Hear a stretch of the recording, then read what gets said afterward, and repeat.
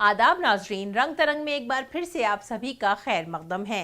रंग तरंग यानी रंगों का एक ऐसा पिटारा जिसमें हिंदुस्तान की सरजमीन के बेशकीमती रंग हैं, और ये रंग हैं फ़नून के, यहाँ की रिवायत के, तहजीब के, यहाँ के जायक़ों के, यहाँ के रस्म व रिवाज के, यहाँ के त्योहारों के, और ख़ास तौर से यहाँ के सुर और सास के।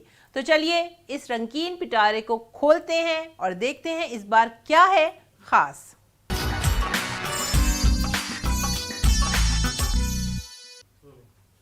सारे जहां से अच्छा हिंदुस्तान हमारा, जैसे एक बड़े से पेड़ पर डाल डाल पे चिड़िया चहचहाती हैं, गीत गाती हैं, अलग अलग रंगों में अपनी दुनिया बसाती हैं, उसी तरह हिंदुस्तान के भी हर खित्ते में लोग अपने ही अंदाज में, अपने ही रस्म रिवाज के साथ ज़िंदगी बसर करते हैं। और ये सारे ही रिवाज इतने खूबसूरत हैं कि इन्हें देखकर दिल चाहता है कि कह उठें वाह। हर खित्ते, हर रियासत का है अंदाज अलग, तो यहाँ के रक़्स भी हैं अलग। इसीलिए तो हिंदुस्तानी क्लासिकी मौसीक़ी के साथ साथ हिंदुस्तानी रक़्स को भी पूरी दुनिया में बेहद सराहा जाता है। हाल ही में सारे जहां से अच्छा हिंदुस्तानी क्लासिकल डांस फेस्टिवल मनाया गया, तो चलिए हम भी इसमें शरीक होते हैं।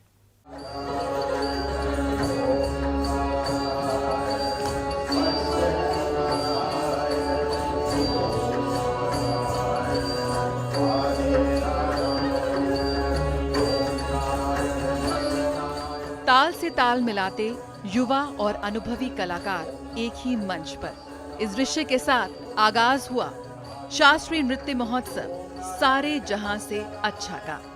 इसके 19वें संस्करण की शुरुआत हुई नृत्य नाटिका क्षीर सागर महासागर की महाशक्ति के साथ। इसमें 2 प्रमुख भारतीय पौराणिक कथाओं चंद्रभागा और मत्स्य अवतार का वर्णन किया गया। कलात्मक निदेशक गुरु रंजना गौहर द्वारा प्रस्तुत नृत्य नाटिका इन प्राचीन कहानियों की स्थायी प्रासंगिकता और समय के चक्र में महासागर की भूमिका पर प्रकाश डालती हुई नजर आई।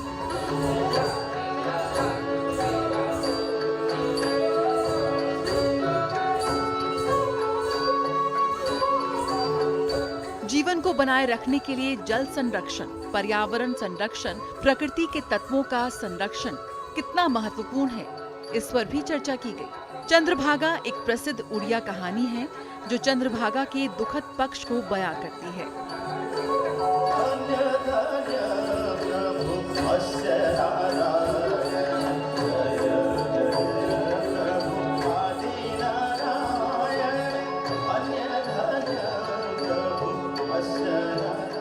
तो वहीं मत्स्य अवतार में भगवान विष्णु का पहला अवतार दिखाया गया, जिसमें वे मछली के रूप में वेदों की रक्षा करने के लिए दानव हयग्रीव द्वारा चुराए गए वेदों को पुनः प्राप्त करते हैं।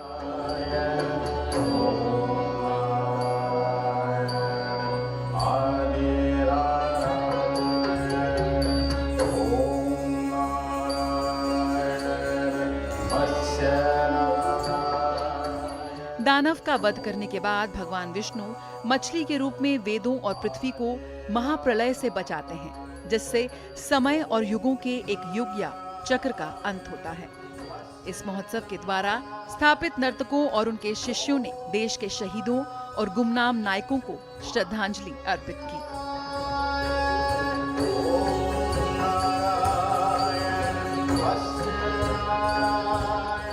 आज की प्रस्तुति क्षीर सागर एक 2 माइथोलॉजिकल स्टोरीज़ को लेके उन्हें प्रस्तुत किया जा रहा है। एक है चंद्रभागा जो कि कोणार्क एरिया से ही आती है, और दूसरी है मत्स्य अवतार। भगवान विष्णु ने या भगवान कृष्ण ने 10 अवतार लिए थे। समय समय पर जब संसार में बुराई और अच्छाई के बीच एक द्वंद्व होता है, तो बुराई को ख़त्म करने के लिए पहला अवतार लिया था मत्स्य अवतार। बहुत ही सुंदर कार्यक्रम रंजना गौहर जी ने आज ऑर्गेनाइज किया कॉल्ड सारे जहां से अच्छा। ये परफॉर्मेंस बहुत दिल को छू गई मेरे, स्पेशली जो मत्स्य अवतार जो उनका बैले था। आई थिंक ये बहुत ही दिल को छूने वाला एक उन्होंने आयोजन किया है।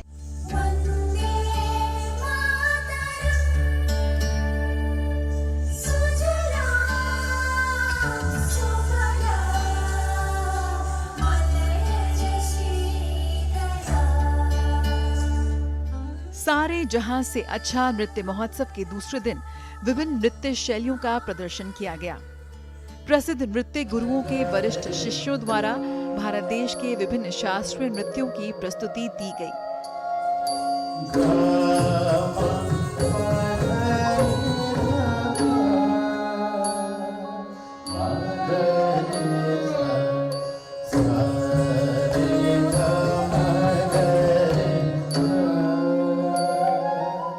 रंजना गौर की शिष्यों द्वारा ओडिसी नृत्य की प्रस्तुति दी गई। अपनी बेहद खूबसूरत भाव भंगिमाओं के साथ इन युवा कलाकारों ने दर्शकों का मन मोह लिया।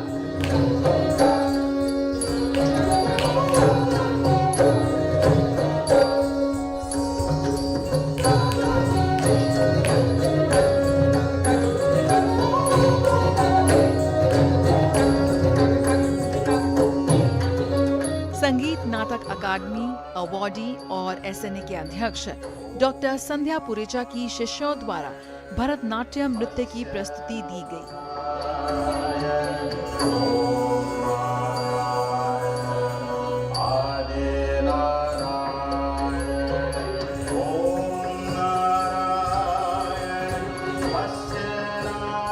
पौराणिक प्रसंगों की बेहद खूबसूरत प्रस्तुति ने दर्शकों को खूब लुभाया। गुरु संगीता चैटर्जी और उनकी शिष्यों द्वारा कथक नृत्य भी प्रस्तुत किया गया।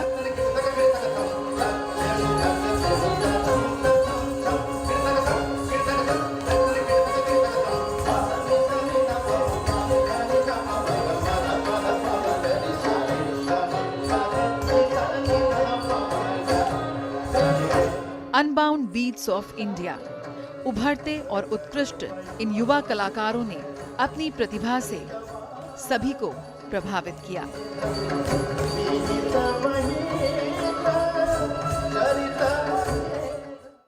क्लासिकल डांस ओडिसी में पद्मश्री रंजना गौहर एक लेजेंड है। ये सारा जहाँ से अच्छा जो है ये ओडिसी नृत्य नहीं, जो हमारा यंग गर्ल्स हैं, यंग स्टूडेंट्स हैं, उनको बहुत प्रमोट करते हैं। It feels wonderful that she's continuing it for such a long time, almost 2 decades. एक फेस्टिवल चलाना आसानी नहीं है और रंजना और उनके एकेडमी उत्सव जो यंग डांसर्स को इतने प्रोत्साहित करते हैं, it feels wonderful.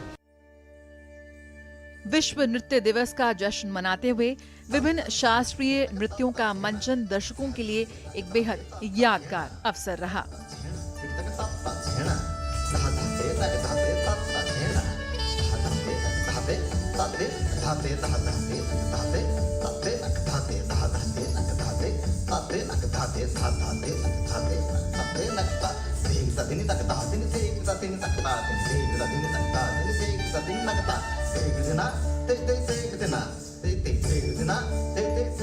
हमारी शास्त्रीय कलाओं के प्रति युवाओं के रुझान को देखना यकीनन एक बेहद सुखद एहसास था।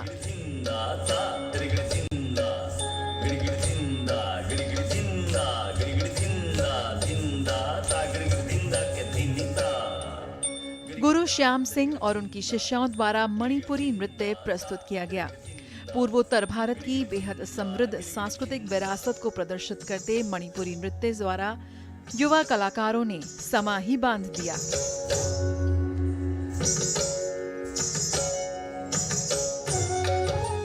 रंग तरंग, डीडी न्यूज।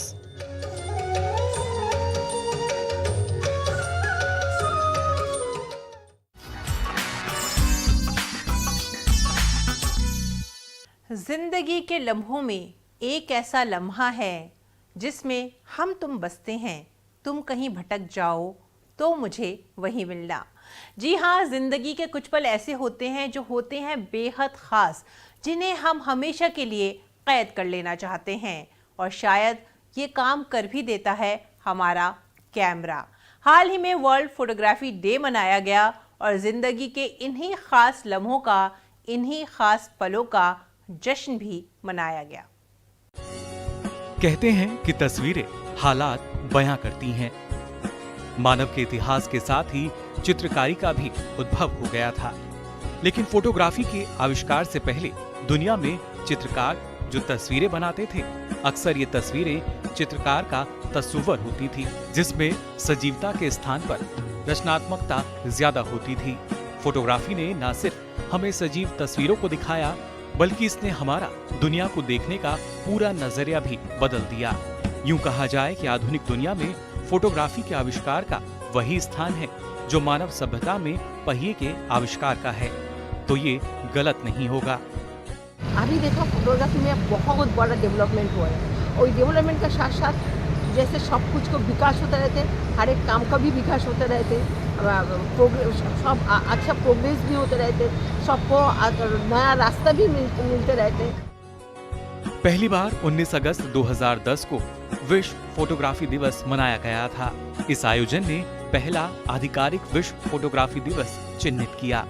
दुनिया की पहली तस्वीर डागुएरियो टाइप प्रक्रिया से तैयार की गई थी। डागुएरियो टाइप प्रक्रिया को सन 1837 में फ्रांसीसी लुइस डागुएरे और जोसेफ नाइसफोर्ड निप्स द्वारा विकसित किया गया था। 9 जनवरी 1839 को फ्रेंच एकेडमी ऑफ साइंसेज ने डागुएरियो टाइप प्रक्रिया की घोषणा की थी। 19 अगस्त को फ्रांस की सरकार ने पेटेंट खरीदा और आविष्कार को दुनिया के लिए मुफ्त उपहार के रूप में घोषित किया। दुनिया की पहली तस्वीर नाइसफोर्ड निप्स ने कागज के एक टुकड़े पर सिल्वर क्लोराइड कोटिंग का उपयोग करके बनाई थी। हालांकि तस्वीर अंततः पूरी तरह से काली हो गई, क्योंकि उन्हें तस्वीर को संरक्षित करने के लिए कागज से सिल्वर क्लोराइड हटाने का कोई तरीका नहीं पता था। तब एक रसायन वैज्ञानिक जोसेफ हर्शेल ने सोडियम थायोसल्फेट की मदद से डार्क रूम की तस्वीरों को रोशनी में सुरक्षित रखने का तरीका इजाद किया था। फोटोग्राफी डार्क रूम में इन्वेंट हो चुकी थी, लेकिन जैसे ही उसे रोशनी में लेके आते थे वो पिक्चर काली हो जाती थी। ये केमिकल जो बिल्कुल मिश्री जैसा लगता है, sodium thiosulphate, popularly known as hypo, इस केमिकल में जब आखिरी बार पिक्चर डेवलप होने के बाद इसके पानी में डाला जाता था, पिक्चर स्टेबल हो गई। इस केमिकल के बारे में जिसने हमें बताया वो शख्स बिल्कुल गुमनाम है, उसका नाम है सर जॉन हर्शल। समय के साथ फोटोग्राफी में सुधार हुआ है। कई लोगों के लिए यह एक शगल से एक पूर्ण करियर में बदल गया है। फोटोग्राफी ने इतिहास और महत्वपूर्ण घटनाओं को दस्तावेजित करने का भी काम किया है।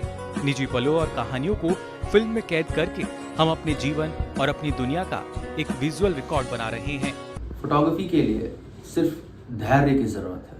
अगर आपके अंदर धैर्य है, पेशेंस है, तो आप उस पल को ज़रूर कैप्चर करोगे जो आपने सोचा था होने से पहले। दूसरा, मैं एक आपको और ये बात बताना चाहता हूँ कि दिल खोल के फोटोग्राफी करिए, खुशी मन से फोटोग्राफी करिए, अच्छे लोगों के साथ अच्छे लोगों का काम देखिए, पर जिसका भी आप काम देख रहे हैं उसको फॉलो करने की ज़रूरत है। फोटोग्राफी का हमारे जीवन में बहुत विशेष महत्व है। ज़िंदगी के अनगिनत लम्हों को खास याद बनाती है तस्वीरें, क्योंकि तस्वीरें कभी बदलती नहीं है।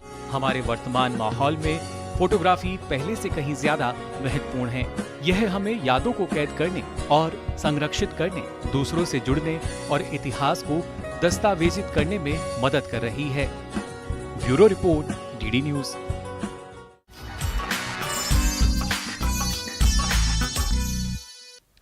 हिंदुस्तान के रंग तो सारी दुनिया में मशहूर हैं ही, लेकिन यहाँ के जायके भी हर किसी को अपना दीवाना बना लेते हैं। इसीलिए तो हिंदुस्तानी निज़ाद मलेशियन शेफ गरिमा अरोड़ा के जायकों की धूम है पूरी दुनिया में। उनसे ख़ास मुलाकात कराते हैं और जानते हैं कि हिंदुस्तानी तड़के का जायका लोगों को कितना पसंद आता है। हमारे साथ मिशेलिन स्टार शेफ़ गरिमा अरोड़ा मौजूद हैं। हम बैंकॉक में उनके रेस्टोरेंट गा में हैं, जहां पर भारतीय खाना परोसा जाता है। जो मेहमान यहां आते हैं भारतीय व्यंजनों का स्वाद चखने के लिए, उनसे बात करेंगे और जानेंगे कि थाईलैंड और भारत कुजीन के मामले में किस तरीके से एक साझा संस्कृति को सामने रखते हैं, क्या कनेक्ट है। देखिए, दोनों देशों में, यहाँ के खाने में, यहाँ के लोगों में, यहाँ के कल्चर में, हमारी माइथोलॉजी में बहुत कनेक्ट है। और ये जो कनेक्शन है इसके बारे में मुझे खुद नहीं पता था जब तक मैं बैंकॉक नहीं आई। और जब मैंने अपना रेस्टोरेंट यहाँ खोलने का फ़ैसला किया तो आई थॉट इससे अच्छी कोई जगह नहीं हो सकती। तो यहाँ किस तरीके का खाना लोग पसंद करते हैं जो भारतीय खाने से मिलता जुलता हो? देखिए, दोनों देशों के खाने में स्पाइसेस या मसाले यूज़ होते हैं। हमारे यहाँ पे जैसे हल्दी यूज़ होती है, लाल मिर्च यूज़ होती है, पर हम उसे सुखा के इस्तेमाल करते हैं। पर थाई क्विजीन में ये फ्रेश इस्तेमाल होता है। चिलीज़ भी फ्रेश इस्तेमाल होती हैं, ट्यूमरिक, हर्ब्स, ये सारी चीज़ें फ्रेश होती हैं, हम ड्राई करके यूज़ करते हैं। थाईलैंड में एक चीज़ बोली जाती है सेम बट डिफरेंट, मतलब एक ही जैसा ही है पर अलग है। बेसिकली दोनों का, हमने हिंदुस्तान का खाना और थाईलैंड के खाने में यही है, सेम है बट थोड़ा डिफरेंट है। सो आई थिंक ये सब चीज़ों की वजह से बैंकॉक एक बहुत अट्रैक्टिव डेस्टिनेशन बन गया है शेफ्स के लिए। ऑफ लेट अगर पिछले कुछ सालों की खासकर बात करें तो कई जगहों पे भारतीय खाने को काफ़ी सेलिब्रेट किया जा रहा है, किस नज़रिए से इसको देखती हैं?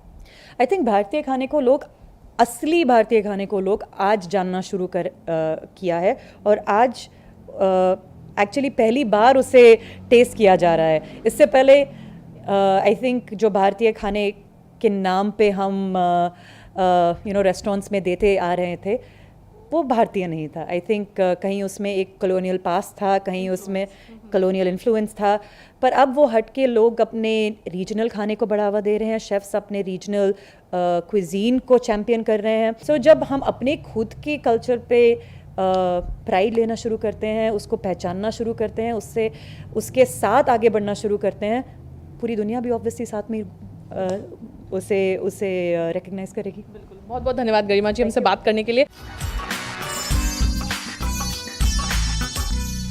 दुनिया भर में हिंदुस्तान मशहूर है अपने रंगों के लिए। हमारी पोशाकें, हमारे लिबास बड़े ही रंग बिरंगे हैं। हमारे फ़नून भी अपने अंदर एक अलग अंदाज और रंग लिए हुए हैं। लेकिन आज मैं आपको लेकर चलती हूँ एक ऐसी आर्ट एग्जीबिशन में जहाँ पर रंग नहीं है, बल्कि ये रंग आपको ले जाएंगे एक ऐसी जगह जो दिल और जज्बात का एक ऐसा कोना है जहाँ पर उदासी का एहसास है और इस कोने में अंधेरा है। चेहरे के पीछे क्या छुपा रखा है लोगों ने, वो एहसास, वो जज्बात जो अक्सर किसी से कहे नहीं जाते। कहते हैं ना, हर चेहरे के पीछे छुपा है एक राज। First impression is the last impression. क्या आप भी किसी के चेहरे को देखकर पहली बार ही उसके बारे में राय बना लेते हैं? अगर हाँ, तो ये प्रदर्शनी आपसे पूछती है सवाल। बियॉन्ड द फेस इस प्रदर्शनी में मैं मौजूद हूँ, जहाँ पर चेहरों को इस बेहद खूबसूरती के साथ प्रदर्शित किया गया है। पारितोष सेन, अमिताभा बैनर्जी, सनतकार अल्फोंसो दास, मनु पारेख, माधवी पारेख सरीखे कलाकारों ने इस प्रदर्शनी को सजाया है अपनी प्रतिभा से, अपनी कला से। और क्या सतही खूबसूरती उतनी मायने रखती है, या फिर किसी को जानना और उसके मन को समझना और गहराई से उसके चेहरे को समझना, क्या ये ज़्यादा महत्वपूर्ण है? ये प्रदर्शनी यही संदेश देती आपको नज़र आती है।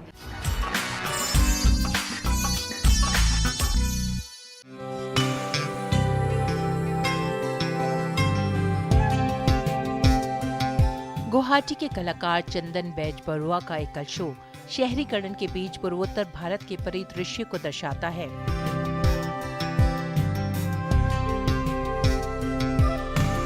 राजधानी दिल्ली के त्रिवेणी कला संगम में वुड कट प्रिंट मेकिंग के माध्यम का उपयोग करते हुए समकालीन कलाकार चंदन बैज बरुआ द्वारा तैयार की गई वुड कट दुनिया में आपको एक नया एहसास होगा।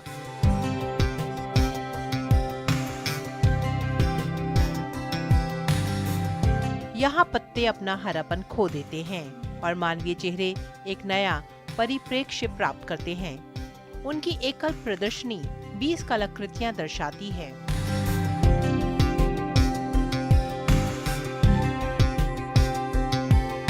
असम का ये कलाकार हर चीज को गहरे रंग में व्यक्त करता है। काला इनके लिए सर्वोच्च रंग है, जिसमें सभी रंग समाहित हैं।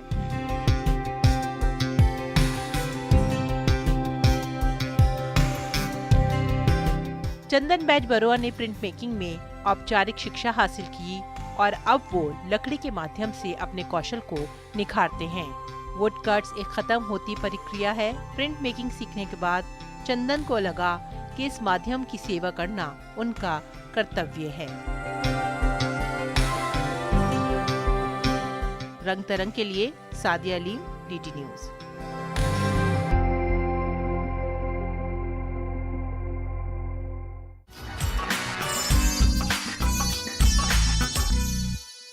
मणिपुर दुनिया भर में मशहूर है कुदरती हुस्न के लिए, लेकिन यहाँ के लोग भी बड़े ही प्यारे हैं।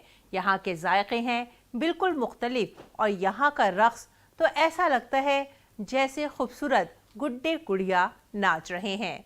यहाँ की पोशाकें भी बड़ी ही रंग बिरंगी हैं, तो इस खूबसूरत नज़ारे का लुत्फ उठाते हैं आपके साथ।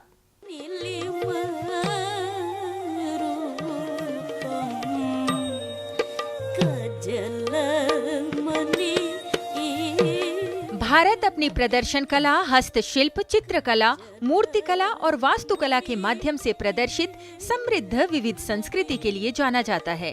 इन कला शैलियों में से नृत्य की प्राचीन कला से भारतीय समाज में एक महत्वपूर्ण भूमिका रही है। इस अंक में हम बात करने वाले हैं प्राकृतिक सौंदर्य से परिपूर्ण व मनोरम राज्य मणिपुर में विकसित मणिपुरी नृत्य शैली के विषय में। मणिपुरी नृत्य भारत का प्रमुख शास्त्रीय नृत्य है। इसका नाम इसके उत्पत्ति स्थल मणिपुर के नाम पर पड़ा है। ये नृत्य मुख्यतः हिंदू वैष्णव प्रसंगों पर आधारित होता है, जिसमें राधा और कृष्ण के प्रेम प्रसंग प्रमुख हैं। अत्यंत आकर्षक वेशभूषा में मंद मंद गति व पदाघातों से कोमलता व सुकुमारता का प्रदर्शन इस नृत्य में किया जाता है। इसका विकास पारंपरिक लाई हारोबा शैली से है। इसमें रास के विविध स्वरूपों का दर्शन होता है, जिनमें बसंत रास, महारास, नित्य रास, कुंजरास, गोपरास, दिवारास आदि प्रकार हैं। इस नृत्य की अपनी अप्रतिम सौंदर्य, मधुरता, कोमलता व आध्यात्मिक अनुभूतियां हैं।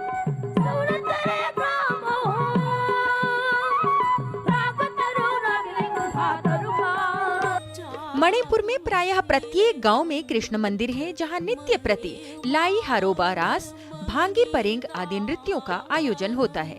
इस नृत्य के दौरान पैरों में घुंघरू नहीं बांधे जाते तथा पद संचालन एक विशेष व अलग तरीके से होता है। मणिपुरी नृत्य में चाली, तेलना, स्वरमाला, चतुरंग, कीर्ति पद अर्थात प्रबंध आदि विविध चरणों में नृत्य किया जाता है। नृत्य प्रस्तुति में संगीत नृत्य में पुंग यानी मृदंग के समान अवनद्य वाद्य, मंजीरा, बांसुरी, तार वाद्य, पेना आदि की संगति होती है। जयदेव, विद्यापति, चंडीदास, गोविंददास आदि के पद के साथ ही मैथिली, ब्रजभाषा और विशेष रूप से संस्कृत के पदों का भी इस नृत्य में प्रयोग किया जाता है। नृत्य की वेशभूषा अति विशिष्ट व आकर्षक होती है।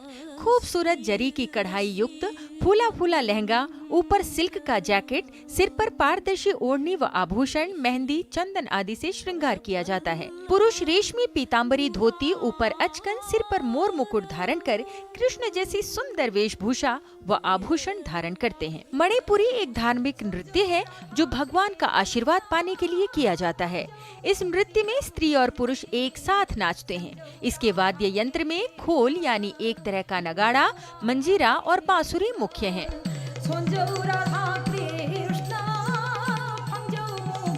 गौड़ीय वैष्णव धर्म, उसकी वजह से एक धार्मिक भावना और कृष्ण के प्रति इतनी भक्ति कि आज गुरु लोग भी पूरा जीवन नृत्य संगीत के पीछे दे देते थे, क्योंकि उनकी मान्यता थी कि हम जितना भी कला के द्वारा भक्ति करें कृष्ण, तो कृष्ण जल्दी पाएंगे कृष्ण को। रास और अन्य लीलाओं के अलावा व्यक्ति के जीवन के प्रत्येक चरण को संकीर्तन प्रस्तुतिकरण के साथ मनाया जाता है। बच्चे के जन्म, उपनयन, विवाह और श्राद्ध, इन सभी अवसरों के लिए मणिपुर में नृत्य और गायन किया जाता है। और जीवन के प्रत्येक चरण की विकास यात्रा में प्रयोग होने वाले मणिपुरी नृत्य के माध्यम से भारतीय संस्कृति को पोषित किया जाता है।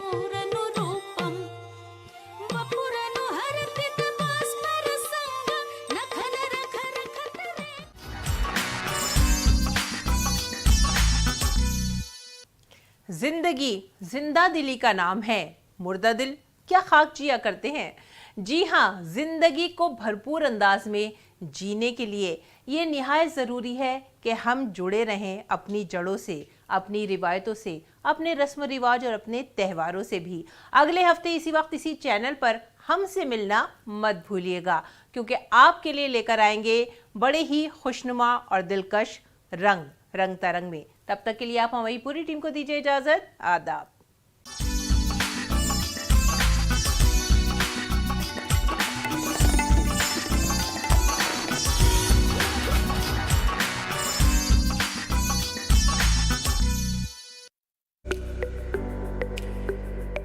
मुख्तलिफ बीमारियों के बारे में आपके हर सवाल का जवाब देंगे हमारे माहिर डॉक्टर। बताएंगे आपको सेहतमंद जिंदगी का राज, ताकि आप बदल सकें अपने जीने का अंदाज। सवाल पूछने के लिए आप हमारे नंबर पर कॉल कर सकते हैं। हेलो डॉक्टर, हर जुमेरात शाम 4 बजे बराह रास्त सिर्फ डीडी उर्दू पर।